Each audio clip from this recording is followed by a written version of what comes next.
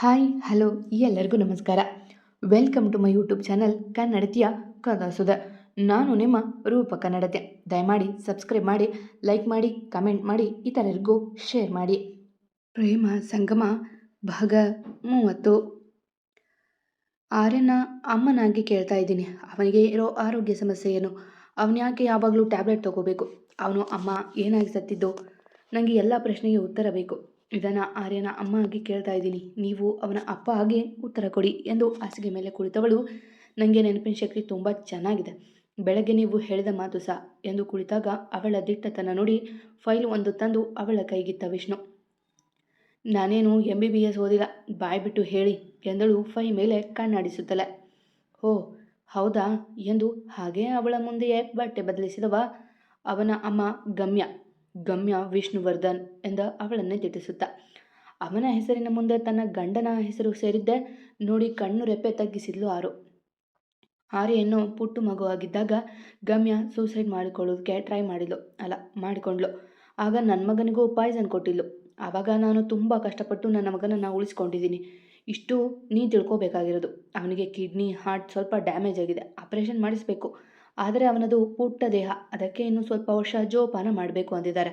ಜಾಸ್ತಿ ಕೊಲೆಸ್ಟ್ರಾಲ್ ತುಂಬಿಕೊಂಡ್ರೆ ಕಷ್ಟ, ಅದಕ್ಕೆ ಆಯಿಲ್ ಐಟಮ್ ಅವಾಯ್ಡ್ ಮಾಡ್ತಿದ್ದೀವಿ. ಮತ್ತೆ ಸ್ವಲ್ಪ ಕೆಮ್ಮು ಇದೆ, ಅದಕ್ಕೆ ಜಾಸ್ತಿ ಓಡಾಟ ಮಾಡಿಸಲ್ಲ ಎಂದು ದೀರ್ಘವಾಗಿ ಹೇಳಿದಾಗ ಕಣ್ತುಂಬಿಕೊಂಡು ಅವನನ್ನೇ ನೋಡಿದ್ಲು ಆರತಿ. ಇಷ್ಟು ಚಿಕ್ಕ ವಯಸ್ಸಿಗೆ ಇಷ್ಟೊಂದು ಕಟ್ಟವೆ? ಹೆತ್ತ ತಾಯಿ ವಿಷ ಉಣಿಸಿದ್ಲೆ? ನನ್ನ ಕಂದ ಇಷ್ಟೊಂದು ಕಷ್ಟಪಟ್ಟಿದೆ ಎಂದು ಅವನು ನೋಡಿದ್ಲು. ನಿದ್ದೆಯಲ್ಲಿ ನಗುತ್ತಿದ್ದ ಅವನು. ಇಷ್ಟೆಲ್ಲ ಇದ್ರೂ ನೀನು ಬಂಗಾರ ಕಣ, ಎಲ್ಲರ ಖುಷಿ ಬಯಸ್ತೀಯ ಎಂದು ಅವನ ತಲೆ ಸವರಿದಾಗ ಕನಸಿನಲ್ಲಿ ಬೆಚ್ಚಿ ಎದ್ದು ಕುಳಿತ ಆರ್ಯ. ಯಾಕೋ ಮಗನ ಎದ್ದಿದೀಯಾ? ಏನಾದರೂ ಕನಸು ಬಂತಾ ಎಂದು ಅವನ ತಲೆ ಸವರಿದ್ಲು. ಹ್ಞೂ ಮಮ್ಮಿ, ನೀನು ಯಾತೆ ಮಲಗಿಲ್ಲ ಇನ್ನು? ಪಾಪ ಬಂದಿಲ್ಲ ಎಂದು ಕಣ್ಮುಚ್ಚಿಯೇ ಕೇಳಿದವನ ನೋಡಿ, ಹ್ಞೂ ಕಂದ, ಇವಾಗ ಬಂದರು, ನೀ ಮಲ್ಗು ಎಂದು ಅವನ ಬೆನ್ನ ತಟ್ಟಲು ಹೋದಾಗ ಅವಳ ಕೈ ಸರಿಸಿ, ಇಲ್ಲ ಮಮ್ಮಿ, ಏನಾಯ್ತು ಗೊತ್ತಾ, ಬ್ಯಾದ್ಲಿ ಪಪ್ಪ ನಿನಗೆ ಓದಿತಾ ಇದ್ಲು ಎಂದು ಕಣ್ಬಿಟ್ಟು ನೋಡಿದಾಗ ಅವಳ ಕಣ್ಣಲ್ಲಿ ಇನ್ನೂ ನೀರಿತ್ತು.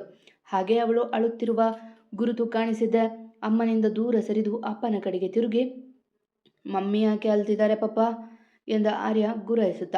ವಿಷ್ಣು ಕಣ್ತಪ್ಪಿಸಿದ ಹಾಗೆ. ಮಮ್ಮಿ ನನ್ನ ಮೇಲೆ ಆನೆ ಮಾದಿ, ಏನಾಯ್ತು? ಅಪ್ಪ ಏನಾದ್ರೂ ಹೇಳ್ತಾ ಎಂದಾಗ ತನ್ನ ತಲೆ ಆಡಿಸಿದ್ಲು ಆರು. ಅಷ್ಟೇ. ತನ್ನ ಪುಟ್ಟ ಕೈಗಳಿಂದ ಅಪ್ಪನ ಮುಖದ ಮೇಲೆ ಹೊಡೆಯುತ್ತಾ, ಅಮ್ಮನ ಅಳಿಸ್ತೀಯ ನೀನು, ಬ್ಯಾಡ್ ಬಾಯ್, ಇಲ್ಲಿ ನಾ ತಾತಾಗೆ ಹೇಳ್ತೀನಿ, ಬೇಡ ಬಾ ಮಮ್ಮಿ, ನಾವು ಮನೆ ಬಿಟ್ಟು ಹೋಗೋಣ ಎಂದು ಅಪ್ಪನ ಕೂದಲಿಡಿದು ಹೇಳಿದ ಮಗನ ಆರೋಗ್ಯದ ಸ್ಥಿತಿ ನೆನೆದು ಕಣ್ಣೀರಿಟ್ಟಳು ಆರತಿ ಮತ್ತೆ. ಇಲ್ಲ ಕಂದ, ಅಪ್ಪ ನನಗೆ ಏನು ಹೇಳಿಲ್ಲ, ನನಗೆ ಯಾಕೋ ಬೇಜಾರಾಯಿತು, ಅದಕ್ಕೆ ಅಳ್ತಾ ಇದ್ದೆ ಎಂದು ಅವನ ಮೊಗದ ತುಂಬ ಮೂತಿಟ್ಟಳು. ಇಲ್ಲ ಸುಳ್ಳು, ಪಪ್ಪ ಬೈಲಾ ಎಂದಾಗ ಆ ದಡ್ಡ ತಲೆ ಆಡಿಸಿ, ಇಲ್ಲ ಅಪ್ಪ ಫೋನ್ ಮಾಡಿದರು, ನಾಳೆ ಚಾಂಪ್ ಕರೆದುಕೊಂಡು ಬಾ ಅಂತ. ಅಪ್ಪ ಬೇಡ ಅಂದರು, ಅದಕ್ಕೆ ಅಳ್ತಾ ಇದ್ದೆ ಅಷ್ಟೆ ಎಂದು ಕಣ್ಣೊರೆಸಿಕೊಂಡ್ಳು. ನನ್ನ ಬಿಟ್ಟು ಹೋಗಲ್ಲ ಅಲ್ವಾ ನೀನು ಎಂದಳು ತುಟಿ ಉಬ್ಬಿಸೆ. ಇಲ್ಲ ಮಮ್ಮಿ, ನಾನು ನಿಮ್ಮ ಬಿಟ್ಟು ಎಲ್ಲೂ ಹೋಗಲಾತಾ, ನೀವು ಅದಕ್ಕೆ ಅಬೇಡಿ. ಮತ್ತೆ ಅಪ್ಪ ಏನಾದರೂ ಹೇಳಿದ್ರೆ ಹೇಳಿ, ನಾನು ಅವಳಿಗೆ ಡಿಶುಮ್ ಮಾಡಿ ಅವರನ್ನು ಓಡಿಸಿ ಬಿಡ್ತೇನೆ ಎಂದಾಗ ನಕ್ಕ ಆರತಿ. ವಿಷ್ಣು, ನೀನು ನಿನ್ನಪ್ಪನ ಆಮೇಲೆ ಹೊಡಿವಂತೆ, ಇವಾಗ ಮಲ್ಕೋ, ಟೈಮ್ ಆಗಿದೆ, ನಾಳೆ ಸ್ಕೂಲಿದೆ, ತಪ್ಪಿಸುವ ಹಾಗಿಲ್ಲ ಎಂದಳು ಆರು. ಮಮ್ಮಿ 2 ಡೇಸ್ ತಾತ ಮನೆಗೆ ಹೋಗಿ ಬರೋಣ, ಆಮೇಲೆ ಓದ್ತೀನಿ ಎಂದಾಗ ನಕ್ಕು ಅವನನ್ನು ಮಡಿಲಲ್ಲಿ ಮಲಗಿಸಿಕೊಂಡು ಹಾಗೆ ತಟ್ಟುತ್ತಾ, ಸರಿ ಕಂದ ಎಂದು ಕೆನ್ನೆಗೆ ಮುತ್ತಿಟ್ಲು. ಖುಷಿಯಿಂದ ನಕ್ಕು ನಿದ್ರೆಗೆ ಜಾರಿದ ಕಂದ. ಅವನನ್ನು ಎದೆಯ ಮೇಲೆ ಮಲಗಿಸಿಕೊಂಡು 6 ದಿವಸ ಕಣ್ಮುಚ್ಚಿದ್ಲು. ಅವನ ನೋಡದೆ, ನಾನೊಬ್ಬ ಇಲ್ಲಿದ್ದೀನಿ ಅನ್ನೋದೇ ಮರೆತು ಹೋಗಿದೆ ಎಲ್ಲರಿಗೂ ಎಂದು ಗೊಣಗುತ್ತಾ ಅವಳ ಮೇಲೆ ಹೊದಿಕೆ ಸರಿಸಿ ಲೈಟ್ ಆರಿಸಿ ಮಲಗಿದ ವಿಷ್ಣು. ತುಸು ಸಮಯ ಕಳೆದಿದ್ದೆ ಅವನ ಎದೆಗೂಡು ಸೇರಿದ್ಲು ಆರತಿ. ಮಾರನೇ ದಿನ ಬೆಳಗ್ಗೆ ನಿನ್ನೆಯ ಹಾಗೆ ಮಾಡದೆ ಬೇಗ ಎದ್ದು ಮನೆಯ ಕೆಲಸ ಮಾಡಿದ್ಲು ಆರತಿ. ಹಾಗೆ ತನಗೆ ಬರುವ ತಿಂಡಿಯನ್ನೇ ಅತಿ ಪ್ರೀತಿಯಿಂದ ಮಾಡಿದ್ಲು. ಅವಳು ಮೇಲೆ ಬರುವಷ್ಟರಲ್ಲಿ ವಿಷ್ಣು ಎದ್ದು ಜಿಮ್ ಮುಗಿಸಿ ಸ್ನಾನಕ್ಕೆ ಹೋಗಿದ್ದ. ಆರತಿ ಪುಟ್ಟ ಎಂದು ಮೆಲ್ಲಗೆ ಅವನ ತಲೆ ಸವರಿದ್ಲು. ಅವಳತ್ತ ತಿರುಗಿ ಅವಳ ಹೊಟ್ಟೆ ತಬ್ಬಿದವ, ಮಮ್ಮಿ ಪ್ಲೀಜ್ ಇನ್ನೂ ಸ್ವಲ್ಪ ಹೊತ್ತು ನಿದ್ದೆ ಬರ್ತದೆ ಎಂದನು ಮೆಲ್ಲಗೆ. ಅವನ ಹಾಗೆ ಹಪ್ಪಿ, ಕಂದ ಈಗ ಮಲಗಿದ್ರೆ ಹೇಗೆ, ನಾವು ತಾತನ ಮನೆಗೆ ಹೋಗ್ಬೇಕಲ್ವಾ ಎಂದಳು ಅವನ ಮುದ್ದು ಕೆನೆಗೆ ಮುತ್ತು ಕೊಟ್ಟು. ಹೇ ಮಮ್ಮಿ, ಇವತ್ತು ನಾವು ತಾತ ಮನೆ ಹೋಗ್ತಿದ್ದೇವಾ, ಅಂದರೆ ಸ್ಕೂಲ್ ರಜೆನಾ ಎಂದು ಅವಳ ಕೆನ್ನೆಗೆ ಮತ್ತೆ ಮುತ್ತಿಟ್ಟು ಕೇಳಿದ. ಸುಬ್ಬ ನೋಡು, ರಜೆ ಅಂದ ತಕ್ಷಣ ಹೇಗೆ ಕಣ್ಣು ಬಿಡ್ತಾನೆ, ಹಾಗೇನಿಲ್ಲ, ಇವತ್ತು ಶನಿವಾರ, ಸೊ ಆಫ್ ಡೇ, ಹೋಗಿರು, ಮತ್ತೆ ಅಪ್ಪ ಬಂದು ಕರೆದುಕೊಂಡು ಬರ್ತಾರೆ, ಆಮೇಲೆ ಸಂಜೆ ತಾತನ ಮನೆ ಎಂದು ಅವನ ಕೆನ್ನೆ ಹಿಂಡಲು ಬೇಸರದಲ್ಲೇ ತಲೆ ಆಡಿಸಿದ. ಸರಿ ಬಾ, ಸ್ನಾನ ಮಾಡಿಸ್ತೀನಿ ಎಂದು ಅವನ ಕರೆದುಕೊಂಡು ಹೋಗಿ ಸ್ನಾನ ಮಾಡಿಸಿ ಬಟ್ಟೆ ತೊಡಿಸಿದ್ಲು. ನಿನ್ನೆ ವಿಷ್ಣು ಹೇಳಿದ್ದ ಕಾರಣ ಅವನ ಒಂದು ವಸ್ತುವನ್ನು ಅವಳು ಮುಟ್ಟಿರಲಿಲ್ಲ. ಚಾಂಪ್, ಮಿಸ್ ಯು ಎಂದು ಅವನ ಕೆನ್ನೆಗೆ ಮುತ್ತಿಟ್ಟು ಗೆಲ್ಲಿದ್ಲು. ಮಿಸ್ ಯು ಟೂ ಮಮ್ಮಿ ಎಂದು ಅವನು ಅವಳ ಅಪ್ಪಿ ಕೆನ್ನೆಗೆ ಮುತ್ತು ಕೊಟ್ಟಿದ್ದು ನೋಡಿ ಹೊಟ್ಟೆ ಹುರಿದು ಹೋಗಿತ್ತು ವಿಷ್ಣುವಿಗೆ. ಅವನ ಅಲ್ಲೇ ಇದ್ರೂ ಅಮ್ಮ ಮಗ ಇಬ್ಬರು ಅವನ ಇರುವಿಕೆಯನ್ನೇ ಮರೆತು ತಮ್ಮದೇ ಲೋಕದಲ್ಲಿ ಇದ್ದರಲ್ಲ. ಚಾಂಪ್, ನಾನು ಹೊರಟೆ ಎಂದು ಮುಖ ಊದಿಸಿಕೊಂಡೇ ಹೇಳಿದಾಗ, ಪಪ್ಪಾ ಐ ಆಮ್ ಸೋ ಹ್ಯಾಪಿ. ಅಮ್ಮ ಹೇಗೆ ಹೇಳ್ತಾಳೆ ಅಂತ ನಾನು ಕೇಳಿದ್ದೋ, ನನ್ನ ಹಾಲು ಮಮ್ಮಿ ಹಾಗೆ ಇದ್ದಾಳೆ ಎಂದು ಆರೆ ಹೇಳಿದ್ದೆ. ಕೋಪ ಜರ್ರನೆ ಹಿಡಿದಿತ್ತು. ಆದರೂ ತೋರಿಸ್ಕೊಳ್ಳದೆ, ಹಾಂ ನಿನ್ನ ಆಲೂ ಬೋಂಡ ಅಲ್ವಾ, ಅದಕ್ಕೆ ಮಾಡಲೇಬೇಕು ಎಂದು ಅವನು ಹೇಳಿದಾಗ ಕಣ್ಣು ಕಿರಿದಾಗಿಸಿ, ಹೌದಾ ಅಂಕಲ್, ಮಧ್ಯಾಹ್ನ ಬೇಗ ಬನ್ನಿ, ಸಂಜೆ ನಮ್ಮನೆಗೆ ಹೋಗಬೇಕು ಎಂದು ಅವನಿಗಿಂತ ಮುಂದೆ ಮಗನನ್ನು ಎತ್ತಿಕೊಂಡು ಹೋದಾಗ ಅದೇನೂ ನೆನಪು ಕಾಡಿತು ಅವನ ಮನದಲ್ಲೇ. ತಲೆ ಕೊಡವಿಕೊಂಡು ಕೆಳಗೆ ನಡೆದ. ಮಾತು ಹರಟೆಯ ಮಧ್ಯೆ ತಿಂಡಿ ಮುಗಿದಿತ್ತು. ಮಗನ ಕರೆದುಕೊಂಡು ವಿಷ್ಣು ಹೊರಟ್ರೆ ರಮೇಶ್ ಹಾಗೆ ಆಚೆ ಸುತ್ತಾಡಲು ನಡೆದ್ರು. ಅತ್ತೆ, ಏನಾದರೂ ಕೆಲಸ ಇದ್ರೆ ಹೇಳಿ, ಮಾಡ್ತೀನಿ, ಸುಮ್ಮನೆ ಬೋರು ಎಂದಳು ತುಟಿ ಉಬ್ಬಿಸಿ. ಕೆಲಸ ಏನಿಲ್ಲ, ಸುಮ್ಮನೆ ಮಲಗು, ಇಲ್ಲ ನಿನ್ನ ಗಂಡ ರೂಮಲ್ಲಿ ಬುಕ್ಸ್ ಇದೆ ಓದು. ಹಾಂ, ಅಲ್ಲೇ ನಿನ್ನ ರೂಮ್ ಪಕ್ಕ ಇನ್ನೊಂದು ರೂಮ್ ಇದೆ, ಅಲ್ಲಿಗೆ ಹೋಗಬೇಡಮ್ಮ ಎಂದಾಗ ವಿಚಿತ್ರ ಅನಿಸಿದ್ರು ತಲೆ ಆಡಿಸಿ ನಡೆದ್ಲು. ಸಂಜೆ ಅಪ್ಪ ಮಗ ಬೇಗ ಬಂದಿದ್ರು. ಆರ್ಯನ ಸ್ಕೂಲ್ ಬೇಗ ಮುಗಿದ್ರು ಬೇಕೆಂದೇ ಸಂಜೆ ಬಂದಿದ್ದ ವಿಷ್ಣು ಸಂಜೆ ಮಾವನ ಮನೆಗೆ ಹೋಗ್ಬೇಕಂತ ಹೇಳಿದ್ರು, ಇವಾಗ ಬಂದಿದ್ದೀರಾ ಎಂದು ಗದರಿದರು ರಮೇಶ್. ಇವಾಗ ಹೋಗ್ತೀವಲ್ಲ ಅಮ್ಮ, ಊಟ ಮಾಡಿ ಮಲಗೋಕಷ್ಟೇ ಅಲ್ವ ಹೋಗೋದು ಎಂದು ಹೋಗಿ ಬಟ್ಟೆ ಬದಲಿಸಿ ಬಂದ. ಅದಾಗಲೇ ಆರು ಎಲ್ಲ ಮುಟ್ಟಿಸಿದ್ಲು ಮನೆಗೆ. ಆರ್ಯನ ಸ್ಕೂಲಲ್ಲಿ ಮೀಟಿಂಗ್ ಇತ್ತು ಎಂದು ತಡವಾಯಿತು ಎಂದು ಹೇಳಿದ್ಲು.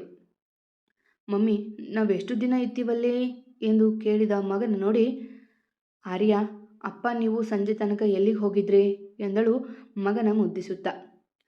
ಅದಮ್ಮ, ನಾನು ಬೇದ ಅಂದ್ಲು, ಅಪ್ಪ ಪಾರ್ಕ್ಗೆ ಕಲ್ಕೊಂಡು ಹೋಗಿತ್ತು ಎಂದಾಗ ಕೋಪದಿಂದ ವಿಷ್ಣುವನ್ನ ನೋಡಿದ್ಲು ಆರತಿ.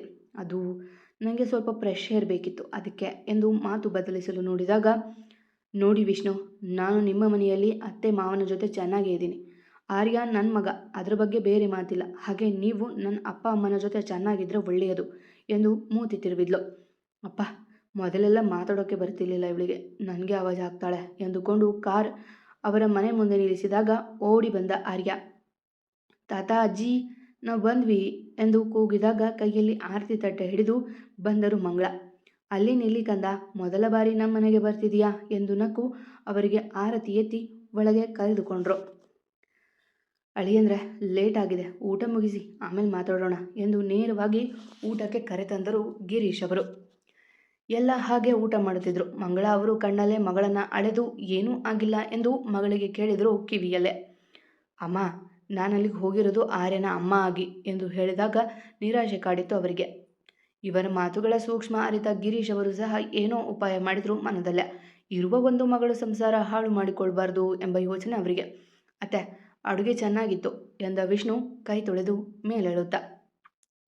ನಮ್ಮ ಆರು ಮಾಡೋ ಅಡುಗೆ ಮುಂದೆ ಇದೆಲ್ಲ ಏನು ಬಿಡಪ್ಪ ಎಂದು ನಕ್ಕು ತಟ್ಟೆ ತೆಗೆದರು ಮಂಗಳ ಅವರು. ಮಮ್ಮಿ, ಇವಾಗ ಏನು ಮಾಡೋದು ನಾವು ಎಂದು ಆರ್ಯ ಕೇಳಿದರೆ, ಅಪ್ಪ ಅಮ್ಮ ಮಾತಾಡ್ತಾರೆ ಕಂದ, ನಾನು ನಿನಗೆ ಹುಲಿ ಸಿಂಹ ಕತೆ ಹೇಳ್ತೀನಿ, ನನ್ನ ಜೊತೆ ಮಲಗ್ತೀಯಾ ಎಂದು ಗಿರೀಶ್ ಅವರು ಕೇಳಿದಾಗ, ಹೌದಾ, ಮಮ್ಮಿ ಡ್ಯಾಡಿ ಮೊನ್ನೆನೂ ಮಾತಾಡಿದ್ರು, ಮತ್ತೆ ಇವತ್ತು ನೈಟ್ ಮಾತಾಡ್ತಾರಾ ಎಂದು ಆರ್ಯ ಹೇಳಿದಾಗ ಗಿರೀಶ್ ಮಂಗಳ ಮುಸಿ ಮುಸಿ ನಕ್ರೆ ಆರು ವಿಷ್ಣು ಮುಖ ನೋಡಿಕೊಂಡ್ರು. ಅದು ಹಾಗಲ್ಲ ಕಂದ, ಅವರು ಮಾತಾಡಿದರೆ ನಿನಗೆ ಬೇಗ ತಮ್ಮ ಬರ್ತಾನೆ ಎಂದು ಗಿರೀಶ್ ನಗು ಬಂಧಿಸಿ ಹೇಳಿದಾಗ, ಬೇಡ, ನಂಗೆ ತಂಗಿ ಬೇಕು, ಅವತ್ತು ಲಮ್ಮೇಶ್ ತಾತ ತಂಗಿ ಪಾಪು ಬತ್ತಲೆ ಅಂತ ಹೇಳ್ತು ಎಂದು ಹೇಳಿದಾಗ ಬಾಯಿ ಬಿಟ್ಟೆ ನಕ್ಕು ಮಂಗಳ. ಅದನ್ನು ಸಹಿಸದ ವಿಷ್ಣು, ಅತ್ತೆ ಮಾವ, ನಾವು ಆರತಿಯನ್ನು ಮದುವೆ ಆಗಿರೋದು ಕಾರಣ ನಿಮಗೆ ಗೊತ್ತೇ ಇದೆ, ಅವಳು ನನ್ನ ಮಗನಿಗೆ ಅಮ್ಮ ಆಗಿರ್ತಾಳಷ್ಟೆ ಎಂದು ಎತ್ತಲು ನೋಡುತ್ತಾ. ಅದೇ ಮಾತನ್ನು ನಿನ್ನೆ ಅವರ ಮನೆಯಲ್ಲಿ ಹೇಳಲು ಏನಾಗಿತ್ತು? ಹಾಗಂದ್ರೆ ಹೇಗಪ್ಪ, ನಮಗೂ ಇರೋದು ಒಬ್ಬಳೇ ಮಗಳು, ಅವಳ ಜೀವನ ನೋಡಬೇಕು ಅಂತ ನಮಗೆ ಆಸೆ ಇರುತ್ತಲ್ಲ ಎಂದು ಮಂಗಳ ಕಣ್ಣು ತುಂಬಿಕೊಂಡು ಹೇಳಿದಾಗ, ಈ ವಿಷಯದಲ್ಲಿ ನನ್ನ ಮತ್ತೆ ಕೇಳಬೇಡಿ ಅತ್ತೆ, ನಿಮ್ಮ ಮಗಳು ನಮ್ಮ ಮನೆಯಲ್ಲಿ ಸೊಸೆಯಾಗಿ ಅಮ್ಮನಾಗಿ ಇರ್ತಾಳೆ, ಆದರೆ ಎಂದಿಗೂ ಅವಳು ನನ್ನ ಹೆಂಡತಿ ಆಗೋದಿಲ್ಲ ಎಂದು ಆಚೆ ನಡೆದರೆ ಆಗಷ್ಟೇ ಖುಷಿಯಿಂದ ಇದ್ದ ಮನಗಳು ಮುದುರಿಕೊಂಡ್ವು. ಮತ್ತೆ ಸಿಗುವ. ಕತೆ ಇಷ್ಟ ಆದರೆ ಕಮೆಂಟ್ ಹಾಕಿ, ಜಾಸ್ತಿ ಇಷ್ಟ ಆದರೆ ಸಬ್ಸ್ಕ್ರೈಬ್ ಆಗಿ. ಎಂದಿನಂತೆ ನಿಮ್ಮ ಪ್ರೀತಿ, ಕಮೆಂಟ್, ಪ್ರೋತ್ಸಾಹದ ನಿರೀಕ್ಷೆಯಲ್ಲಿ ನಾನು ನಿಮ್ಮ ರೂಪಕ ನಡತೆ. ಪ್ರೀತಿಯಿಂದ ಕತೆ ಕೇಳಿ ಪ್ರೋತ್ಸಾಹ ಕೊಡ್ತಿರೋ ಎಲ್ಲರಿಗೂ ನನ್ನ ತುಂಬು ಹೃದಯದ ಧನ್ಯವಾದಗಳು.